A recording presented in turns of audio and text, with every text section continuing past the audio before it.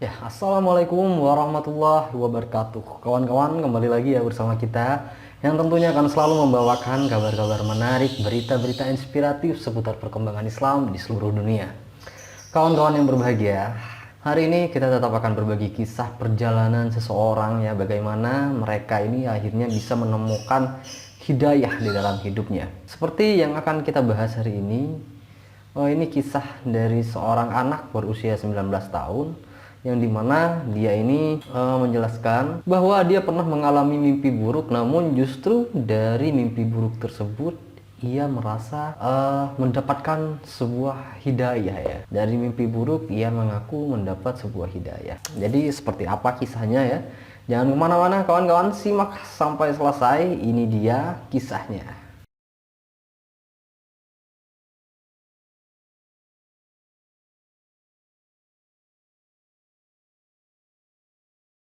Namanya adalah Kaulah binti Yahya ya. Dia ini pemuda yang masih berusia 19 tahun.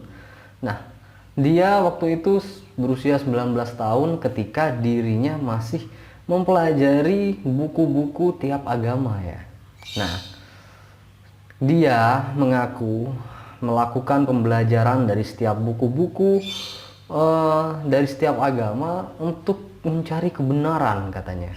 Nah, meskipun sebenarnya beberapa buku, beberapa kitab yang ia pelajari dari berbagai agama susah untuk menggugah keimanannya.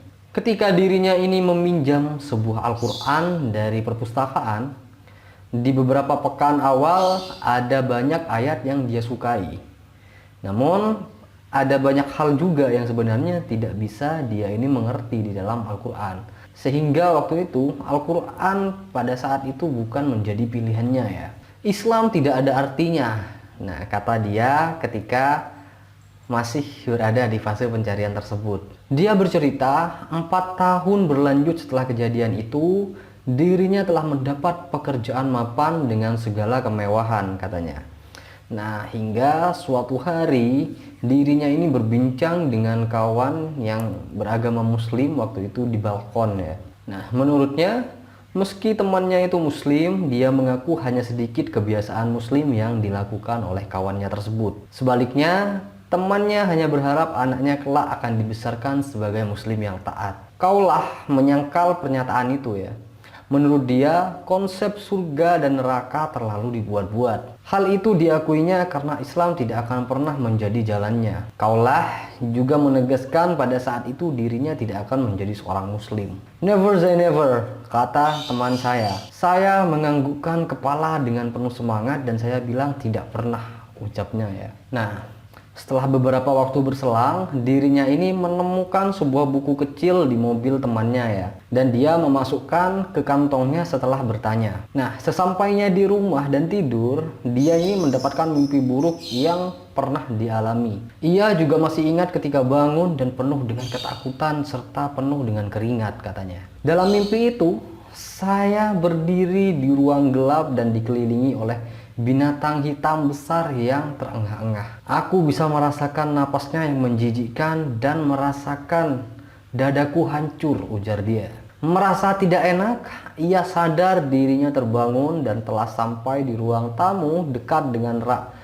Ia menyimpan buku kecil temannya tersebut. Ia mengaku terkejut ketika lembaran buku kecil yang dibuka secara acak itu langsung mendefinisikan tentang mimpinya. Itu adalah Benteng Muslim, sebuah buku doa Islam. Dan sambil memegang erat-erat ya di dadaku, aku berlari kembali ke tempat tidur dan menyalakan lampu di samping tempat tidurku, ungkap dia. Keesokan harinya, teman perempuannya meminta untuk ditemani datang ke kuliah Islam mingguan. Meski tak tertarik datang, ia merasa harus pergi ke pertemuan tersebut.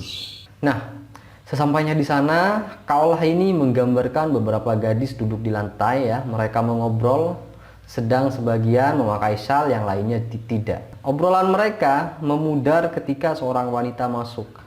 Hal pertama yang saya pikirkan adalah bagaimana dia terlihat seperti ibu saya.